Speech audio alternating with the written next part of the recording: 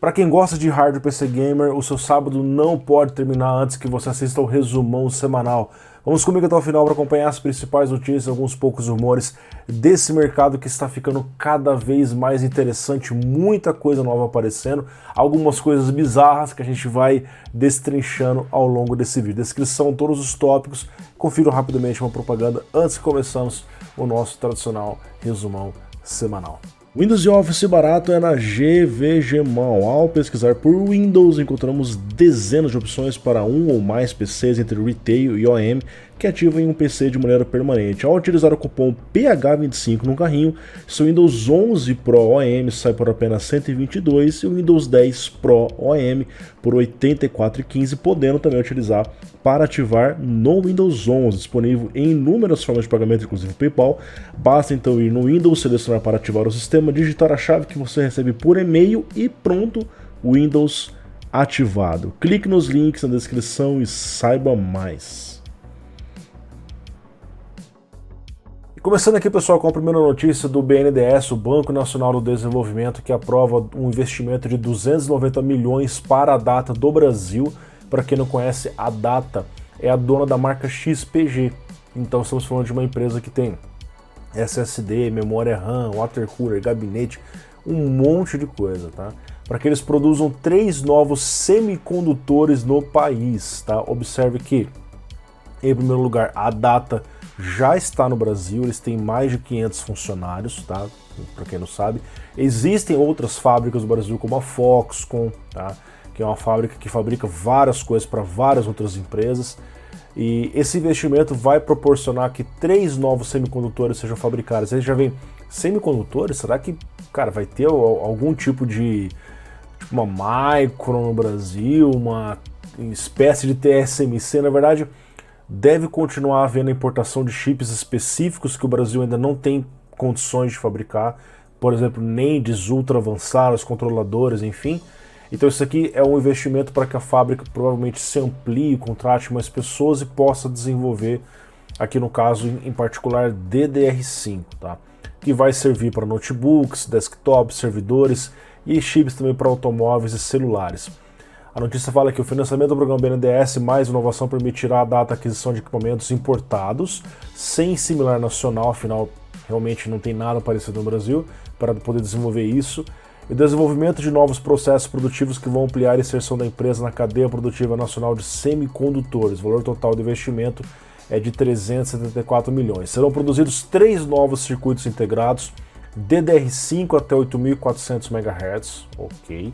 O LPDDR5, justamente para portáteis, telefones, nos smartphones e notebooks. E o chip UMCP, que é uma memória para smartphones e viabilizando tecnologias 5G. Aqui diz, né, conforme falei para vocês, que a Data está presente desde 2014 em Santo Antônio de Posse e Manaus, na Zona Franca, com quase 500 funcionários. Agora vamos ver o que esse investimento vai trazer na prática nos próximos anos. Comente aqui nos comentários o que você achou dessa notícia. Vindo aqui agora para o market share das empresas no que diz respeito à placa de vídeo dos A e Bs, que são os parceiros que montam as placas, por exemplo, uma ASUS, uma Gigabyte, uma MSI. Então, analisando aqui o gráfico do John P. Dye Research, né, nós vemos que em 2022, no último trimestre, a AMD tinha uma participação de 12%, a NVIDIA extremamente dominante com 86% e a Intel com 2%, tá? Isso aqui na época onde a Intel já tinha lançado ali as suas placas ARC, tá? E desde então não lançou uma nova atualização. No terceiro trimestre de 2023, a AMD ganhou uma participação em detrimento da NVIDIA, que caiu em relação ao market share das AIBs, tá? E foi coincidentemente na época onde a AMD estava lançando algumas placas novas, como a 7800XT, 7600XT, e agora no último trimestre do ano passado, a AMD conseguiu chegar a 19%, a NVIDIA 80%, a Intel, cara, 1%. Então, esse é o resultado das ações das empresas. A NVIDIA continua extremamente dominante, a AMD está ali tentando abocanhar o mercado, 19% é uma boa fatia de participação, e a Intel precisa lançar mais placas para competir contra essas aí da AMD e NVIDIA, e continuar otimizando seus drivers para um dia almejar aqui uma participação em AIBs maior, embora a gente sabe que poucas marcas fabricam para Intel, então sim, é bem prejudicado esse resultado.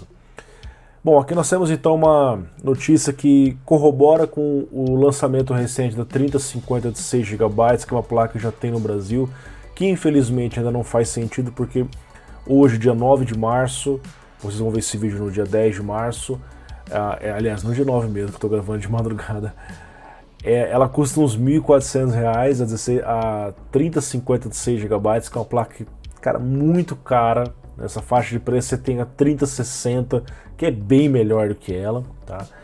Esse é o movimento da NVIDIA para futuramente ter uma placa de entrada RTX. No Brasil ainda não é realidade.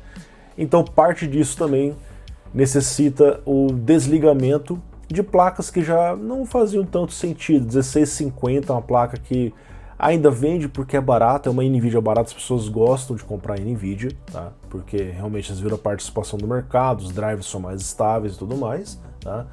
Mas muitas dessas placas já nem existiam no Brasil. Você pega, por exemplo, a 1660, 60 Super, 60 Ti, essas placas sumiram há muito tempo, tá? E agora elas não serão mais fabricadas. É claro que no Brasil a gente normalmente continua vendo essas placas, tá? Seja porque outros países, outras regiões não querem, acaba vindo para países como o nosso, que acaba suprindo uma demanda existente de pessoas que precisam pagar barato e ter um hardware decente. Isso é muito crítico no Brasil. Abaixo de R$ 1.000 o negócio é deprimente, tá?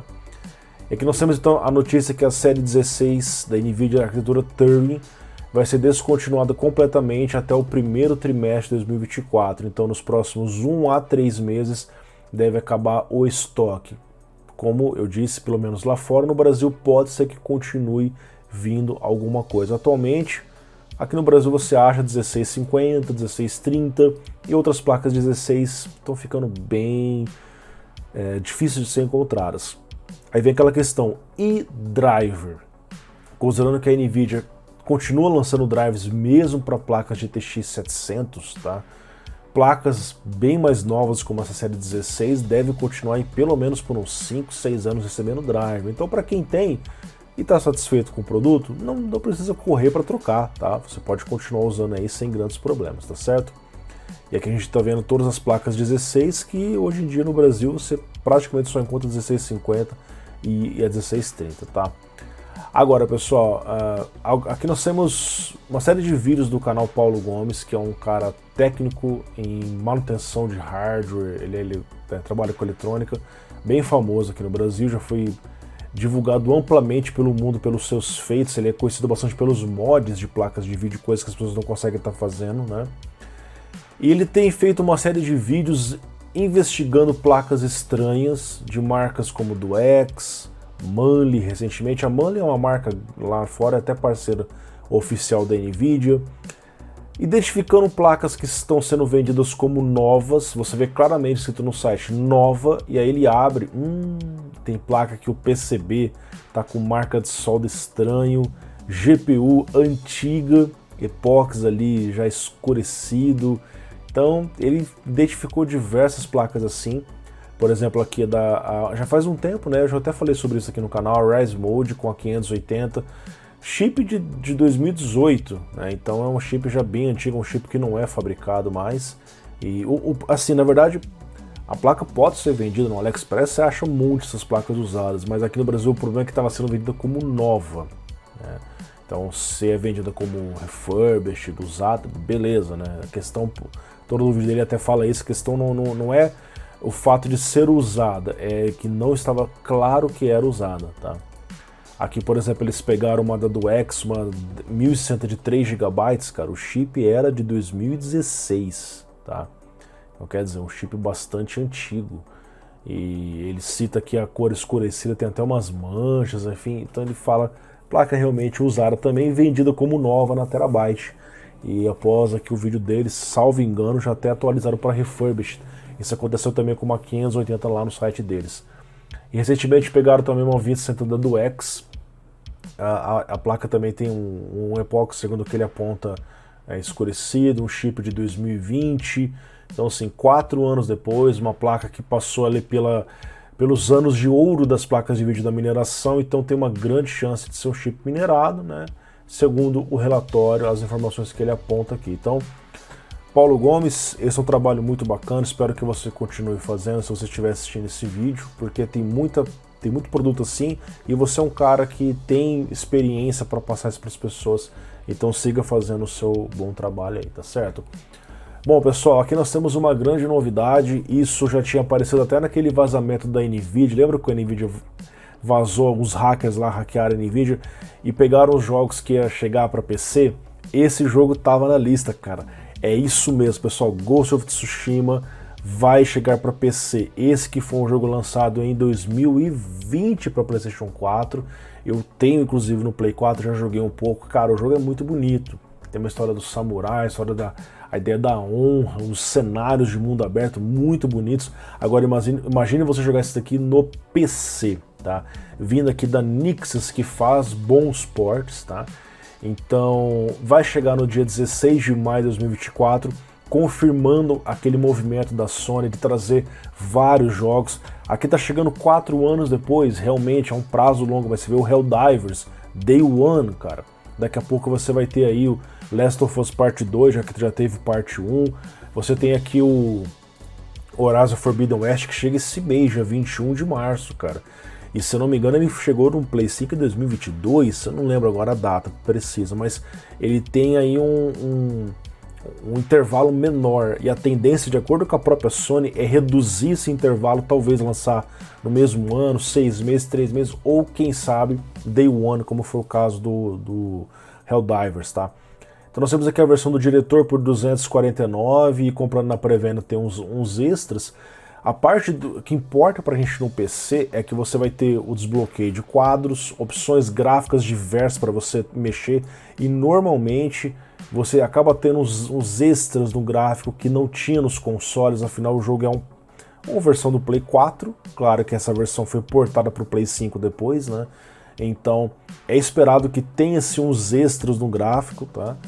Vai ter suporte a ultra-wide, vai ter suporte a DLSS 3, FSR3, XSS, ou seja, tecnologias de upscale modernas, entre outras coisas que eles citam aqui, como por exemplo o suporte para os diversos controles que você pode estar utilizando no PC. Por enquanto não tem aqui o hardware mínimo, tá? Então isso vai aparecer em breve. Agora, o Forbidden West recentemente foi liberado as especificações mínimas. A gente sabe que as especificações mínimas nem sempre são precisas, por isso que é importante que vocês aguardem os testes. Eu vou fazer teste do Forbidden West aqui para vocês em breve, com várias placas de vídeo. Normalmente eu pego as placas 4060, 7600 e a ARC A670 para testar, para ver como é que tá, mas posso fazer mais placas também. E aqui nós vemos que no mínimo, no Very Low, 720p 30 fps, que é meio deprimente. O CPU é um Core i3 8100, Ryzen 1300X, 16 GB de memória RAM, que é meio que um padrão, né? E a 1650 ou a 5500 XT, tá? E SSD eles recomendam, é uma coisa interessante hoje em dia para você até evitar alguns stutters dentro do jogo.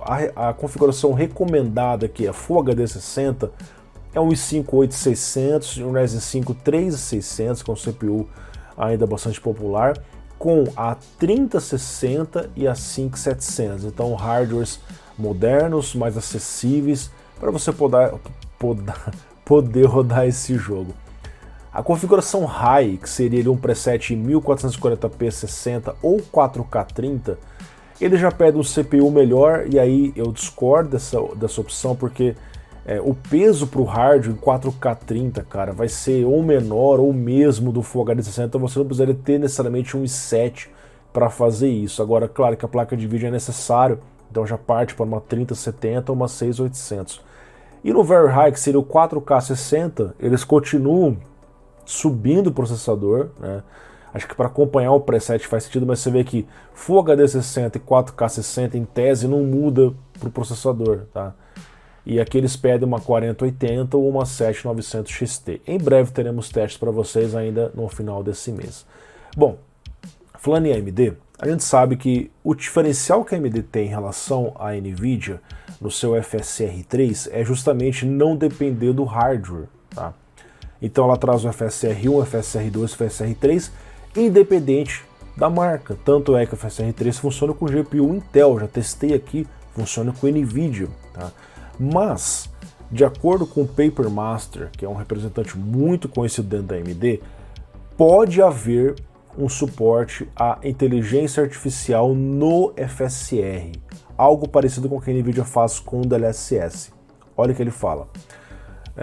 Ele cita ali as várias vantagens da inteligência artificial e fala que eles estão habilitando nos seus dispositivos para jogos, que seriam as placas de vídeo, o upscale usando a inteligência artificial em 2024 vai ser um ano de um grande desenvolvimento. Ele não fala especificamente sobre o FSR, mas ele estava citando o mercado de jogos, tá? Olha aqui, ó, gaming devices, tá? Então isso nos indica que eles potencialmente devem lançar um FSR 3.5, um FSR 4 com suporte a IA, que seria uma versão mais otimizada. A gente sabe que de fato o DLSS 3 da NVIDIA é um pouco melhor, tá? E aí seria algo para parear com eles. Lembrando para vocês, pode passar despercebido às vezes, mas a série RDNA 3, por exemplo, a 7900 XTX, se você vir aqui nas especificações, olha o que ela tem. Olha só, Ray Accelerators 96, ok, AI Accelerator 190, como se fosse Tensor Cores, que é o que a NVIDIA usa no DLSS. E aqui você tem então chips aceleradores de IA na placa de vídeo. E aí? Potencialmente vão usar isso daqui. Se isso for verdade, um FSR 4, né, dependeria de um recurso de hardware, tal como a NVIDIA também depende do Tensor Core, e assim ficaria restrita a placas mais modernas. É uma especulação minha, precisamos aguardar mais detalhes. Bom, aqui nós temos o MSI Cloud finalmente sendo lançado e chegando ao mercado nos Estados Unidos. No Brasil é muito difícil que esses portáteis cheguem por aqui. Você vê até hoje o Steam Deck, cara, você acha só em vendedor terceirizado dentro do Mercado Livre, grandes lojas, dificilmente aparecem coisas assim, tá? Então aqui nós temos as três versões, que é o Core Ultra 7 155H com 1TB, o Core 7 155H com 512 GB e o Core Ultra 5 135H, que é um CPU um pouco inferior, por 699, que é o preço que a gente acha hoje portáteis como Steam Deck OLED, né? Próximo desse preço. O ROG Ally está nessa faixa de preço, né? A vantagem aqui do MSI Cloud é que em algumas situações você tem uma bateria mais forte, você tem aqui, por exemplo, uma tela com uma taxa de atualização maior em relação ao Steam Deck, o Wi-Fi 7, que é uma novidade entre os outros portáteis, o consumo de energia é um pouco menor em relação ao que tem o ROG Ally, mas a diferença não é tão grande. Para bateria pode ser que faça, a bateria, conforme eu já falei, é maior. Então vamos aguardar. Por enquanto nos Estados Unidos já tem, e quem sabe aparece alguma coisa no Brasil, tá? Vamos lá, pessoal. Muitas pessoas não sabem, mas alguns CPUs da Intel, quando você faz o undervoltage ou algum tipo de técnica para reduzir a temperatura que é muito alta, em CPUs não K a performance pode cair bastante. Em CPUs K isso não acontece, tá? Isso é devido a um recurso chamado CEP, Current Excursion Protection. Basicamente ela é ativada durante a situação onde você reduz a tensão, e isso automaticamente faz uma redução de performance. Em CPUs K com placa Z, no momento que você habilita os recursos de boost, esse recurso é desabilitado, tá? Tanto na 12ª, 13ª, 14ª geração. Mas os CPUs não K, isso não é desabilitado. Agora, a Intel está lançando um microcódigo através de uma atualização de BIOS que vai permitir que você também desabilite esse recurso em CPUs não K, por exemplo, um 14900, que são CPUs que às vezes têm diferenciais por conta do preço. Então você vê aqui, ó, o 14900K no Cinebench, a pontuação estoque, quando você desabilita o CP, ele vai até um pouquinho maior, ó, 2217, fazendo o undervoltage. Aqui eles estão trabalhando com load line calibration, né? Você vê que a temperatura cai, tá? Agora quando você liga o CEP, olha só como a performance cai. Então ele reduz a temperatura, mas a performance cai bastante. E aí, agora o 14900 não K tem esse suporte. Então você pode simplesmente desabilitar o CP com esse novo microcódigo e ele passa a pontuar inclusive mais, reduzindo a temperatura. Muito interessante, cara. Porém, ó, aqui você vê a BIOS da MSI com o suporte. Observa que é para a 14ª geração. Então a Intel não lançou para a 12ª, 13ª, embora a 13ª é o mesmo CPU da 14ª, muda pouquíssima coisa, mas lançaram só para a geração nova, tá? Futuramente talvez eles tragam algum tipo de atualização. Continuando aqui, pessoal, falando sobre a Intel, o 14900KS, que deve lançar na semana que vem, talvez a gente esteja algum review aqui no Brasil, provavelmente lá fora vai ter. Antes mesmo do lançamento, já tivemos alguém fazendo o delete dele, tá? Um CPU que chega a bater 432 watts. Uau, cara, vai chegar a 500 daqui a pouco, hein? Ele pega 6.2 GHz em 2 núcleos, é o CPU mais rápido em clock do mercado. Nesse processo de delete, que é um processo relativamente arriscado para quem não conhece, mas existem ferramentas próprias que fazem o processo ser um pouco mais fácil, tá? Proporciona uma redução de temperatura bem grande. A gente vê aqui no Cinebench ele batendo 85 graus, consumindo 376 watts. Com o delete, observa que o consumo até caiu, né? O TDP até caiu e a temperatura foi de 10 graus abaixo, 75 graus, cara. Então você vê que existem os seus diferenciais, tá? Mesmo utilizando um water cooler aí mais robusto de 360mm, o delete é promissor, tá certo? O preço, conforme é especulado pelo VideoCardZ, acima dos $700, que torna ele também um dos CPUs mais caros do mercado. Mas algo que não é caro e que você pode estar comprando no Brasil nesse momento é o Ultra Gear 23.8 IPS Full HD 144 Hz, esse que é um dos monitores mais populares do mercado.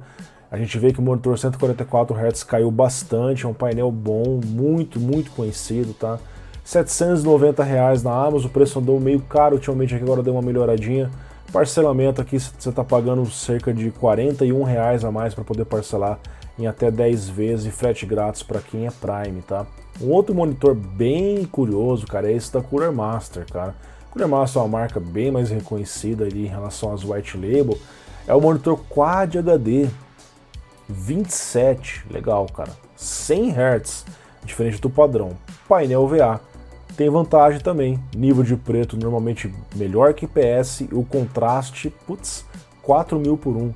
Chega a ser 4 vezes melhor o contraste em relação a vários painéis IPS, cara. Então também tem vantagens, tá?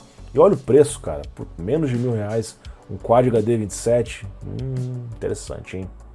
Bom, agora nós temos aqui, pessoal, outro detalhe bem interessante, que são as memórias GDDR7, que devem chegar com chips de 2 GB até 8 GB. Imagine você ter uma placa de vídeo com um único chip de memória e ela poder ter os 8 GB. Porém o barramento ficaria 32 bits, né?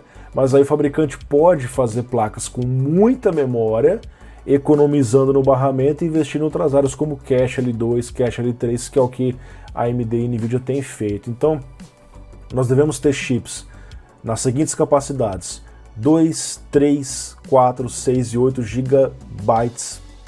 Isso é um detalhe interessante, porque se você compara com GDDR6X e GDDR6, você tem 1, 1.5, 2, 3 e 4. Agora você pode ter 2, 3, 4, 6 e 8. Potencialmente pode permitir com que os fabricantes criem configurações diferentes de memória, por exemplo, chips com, sei lá, 9 GB. Ficaria estranho, mas daria para fazer placas desse tipo. Às vezes você sai daquele gargalo do 8 e dá um aliviozinho para o 9. Precisamos aguardar, são placas futuras que devem receber, como da série RX 8000 e as RTX 50 da NVIDIA. Bom, aqui a gente teve um anúncio da palette da Gainward, da linha 4060 Infinity 2 e Python 2. A gente vê que as placas são bem parecidas, né? Porque as duas marcas, a Palette é dona da Gainward, você já conhece essa história. Bom, normalmente eu não fico falando muito de anúncio específico de modelo, mas o que me chamou a atenção é que é uma placa realmente bem baratinha, cara. É uma placa, ela vai ter um backplate de plástico, mas isso daqui Eu coloquei no resumão por causa disso, cara. Olha o que o engenheiro fez. Beleza, vai ter uma abertura na parte de trás. Normalmente é para quê? É para você passar o ar, não é? Então você tem a passagem da fan na parte da frente, joga o calor por dentro do radiador que sai na parte de trás. Mas aqui os caras tamparam a saída com o próprio dissipador. Não é um dissipador vazado. Por que tem essa abertura aqui então? Fora que o backplate é de plástico, cara. Eu achei isso daqui eu achei muito bizarro, cara. Bom, seguindo aqui agora para a certificação da AMD no que diz respeito ao FreeSync, tá? FreeSync é um padrão de sincronização da taxa de atualização com a FPS do seu jogo, muito popular hoje em dia, tá? Raramente se vê monitores G-Sync nativos. Boa parte dos monitores tem adotado o FreeSync por conta da não necessidade de pagar royalties, né? Acontece que o mercado mudou bastante desde a introdução da tecnologia, que foi lá em 2015, se não me engano.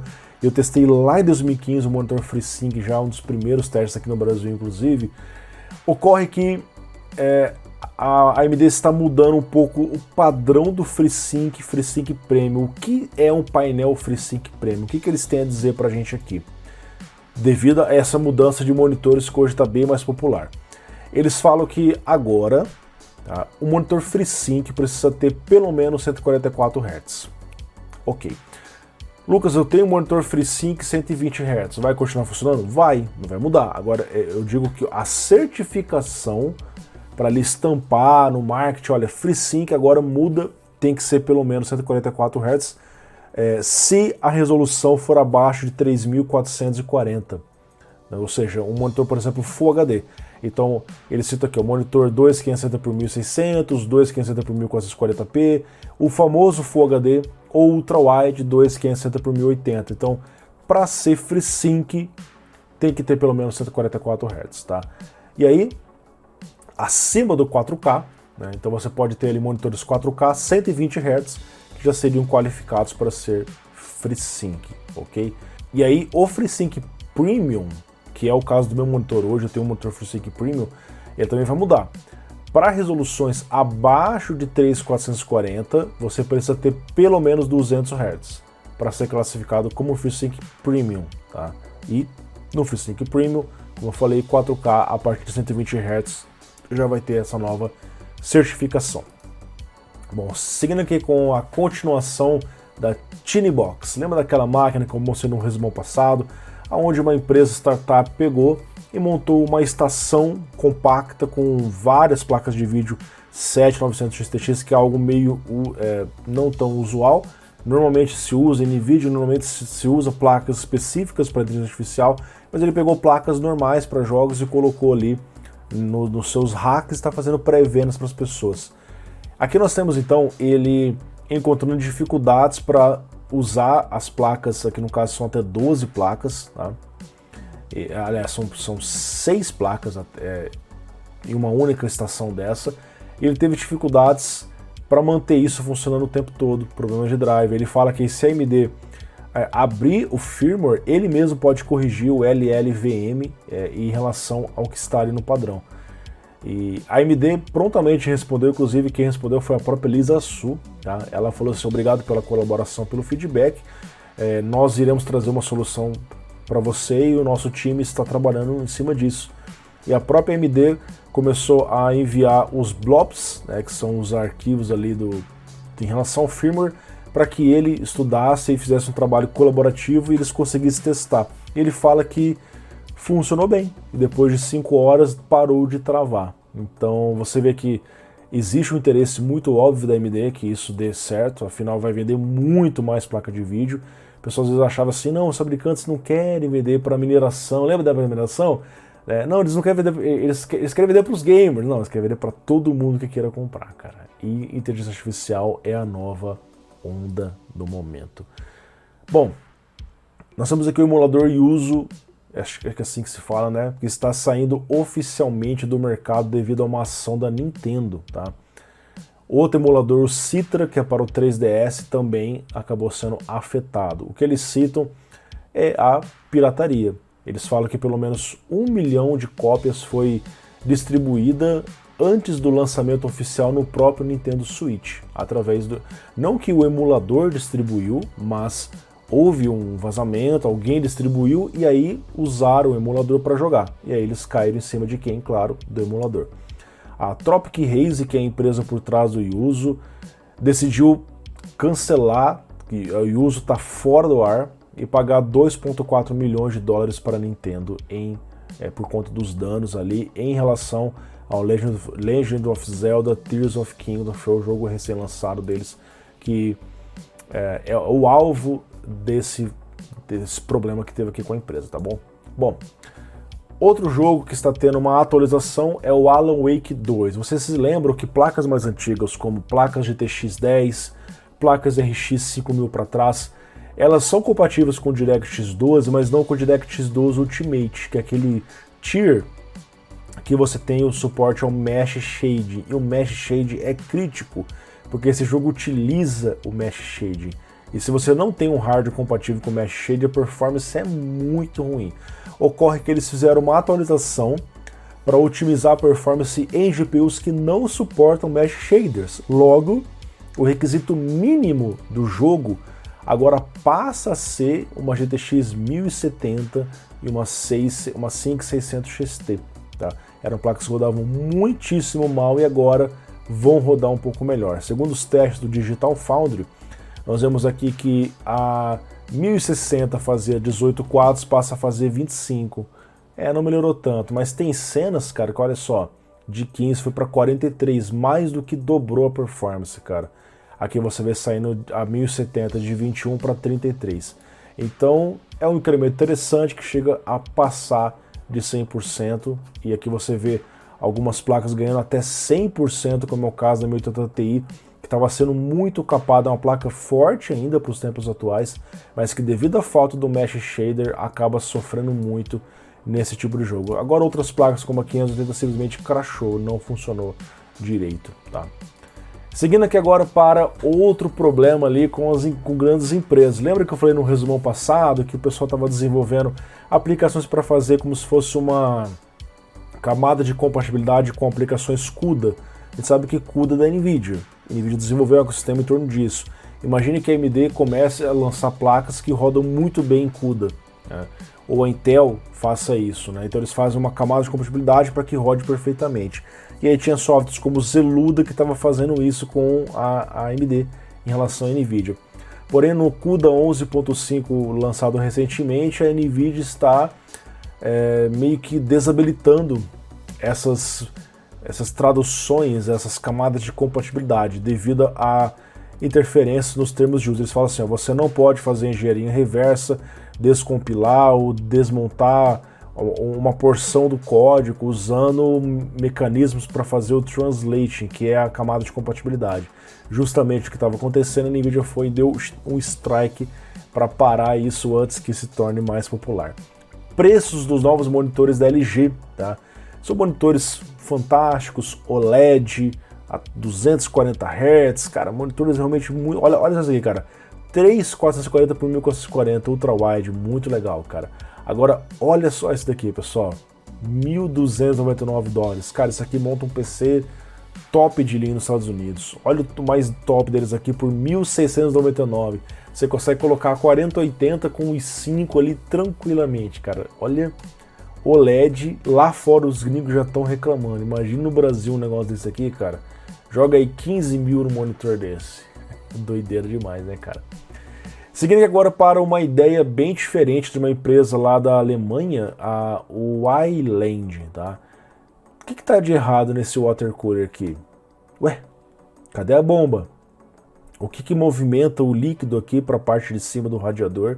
O que faz ele descer e voltar a circular? Você vê que não tem bomba, é só um bloco aqui com os tubos. O princípio é parecido com o que é utilizado em aquecedores de água, onde o próprio calor faz subir o líquido que circula dentro desses heat pipes aqui, vem aqui para o radiador e volta para o bloco, ou seja, ele faz a circulação sem uma bomba. Se não tem uma bomba, o que acontece? Ele vai ser mais silencioso e bem mais compacto, inclusive menos suscetível a falhas, porque justamente não tem uma bomba que é uma coisa que às vezes dá problema no sistema de water cooler, você acaba perdendo tudo porque não dá para você trocar. E aqui você, cara, não tem esse problema, tá? Em relação a um water cooler, aí eles testaram ali em relação a um Corsair H150i, que é um water cooler high-end, houve uma diferença de 8 graus. Cara, nada mal, tá? É um water cooler consagradíssimo de uma marca top como a Corsair. O negócio disso aqui fazer 8 graus a mais, cara, eu achei o resultado bem satisfatório, considerando que isso aqui é apenas um protótipo. Agora nós temos aqui um cara muito inteligente que desenvolveu, cara, olha isso aqui, o cara tá rodando GTA num roteador. Ele pegou aqui então um TP-Link HDR 4900 2013 com um PowerPC E500V2 32 bits, certo? O cara soldou um slot M2, olha que doideira. Ligou aqui um adaptador para eGPU e colocou uma HD 7470, uma placa bem antiguinha, tá?